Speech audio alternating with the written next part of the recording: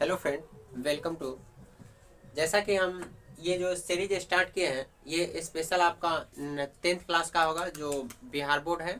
उसमें एग्जाम्स में कैसे कैसे क्वेश्चन आते हैं उस पर हम डिस्कस करेंगे और एक एक क्वेश्चन को हम देखते हुए चलेंगे और यहाँ से आपको 110% संभावनाएं रहेंगी अच्छे नंबर अच्छे मार्क्स लाने की। तो आइए हम समझते हैं इस क्वेश्चन को क्या है। तो ये सब एग्जाम्स में पूछा गया क्वेश्चन है जो आप भी जानते हैं बिहार बोर्ड क्या करता है या सीबीएस जो भी एग्जाम्स होते हैं वो क्वेश्चन को क्या करते हैं, बोर्ड रिपीट करता है। ठीक है, तो आप इस क्वेश्चन को देख के जाएंगे तो वहाँ पे भी आपको क्वेश्चन ऐसे दिखाई पड़ेंगे और आप टिक सही से कर पाएंगे और बना पाएंगे। तो आइए समझते हैं।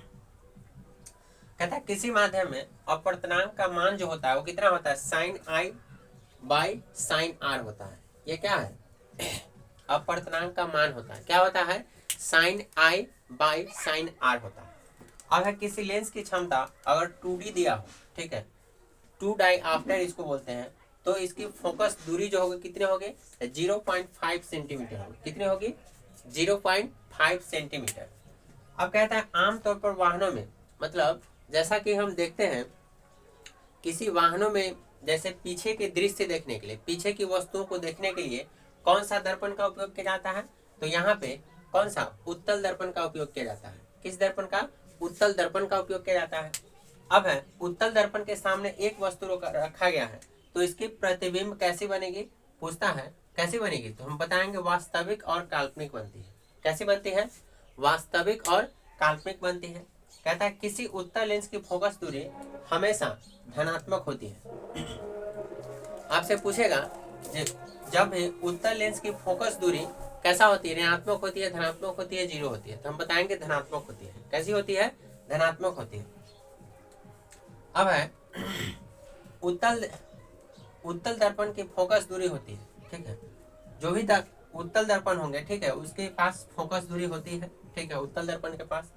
अब है किसी लेंस द्वारा उत्पन्न आवर्धन का ऐसा मात्रक क्या होता है, तो ये मात्रक विहीन होते हैं, मतलब इसका कोई मात्रक नहीं होता है। क्या होता है, इसके पास कोई मात्रक नहीं होगा। आपसे पूछा जाएगा किसी लेंस का आवर्धन जो ऐसा मात्रक होता है वो क्या होता है, तो नहीं होता है, ये मात्रक विहीन होता है। अब है प्रकाश के बैंगनी रंगों का अपवर्तनांक सबसे अधिक होता है।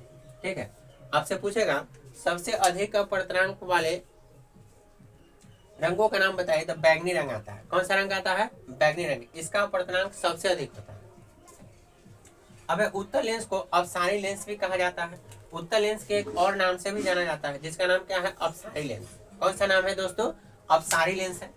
अब है दंत विशेषज्ञ यानी कि दांतों का जो इलाज करते हैं, दंत विशेषज्ञ किस दर्पण का उपयोग करते हैं, तो दांतों को बड़ा प्रतिबिंब देखने के लिए यहाँ पे अवतल दर्पण का उपयोग करते हैं। किस दर्पण का उपयोग करते हैं दोस्तों, तो अवतल दर्पण का उपयोग करते हैं।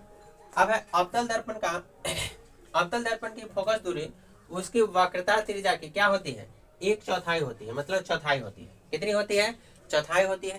अब कहता है प्रतिबिंब का आकार हमेशा वस्तु के बराबर है तो दर्पण कैसा होगा, दर्पण समतल दर्पण होगा। कौन सा दर्पण होगा दोस्तों, दर्पण समतल दर्पण होगा। तो ये क्या करते हैं, 12 क्वेश्चन हमने देखे, यहाँ से हर बार एग्जाम्स में क्वेश्चन आते हैं, तो आप इसे अच्छे तरह से देखें और इसे ध्यान में रखें। चलिए, थैंक यू।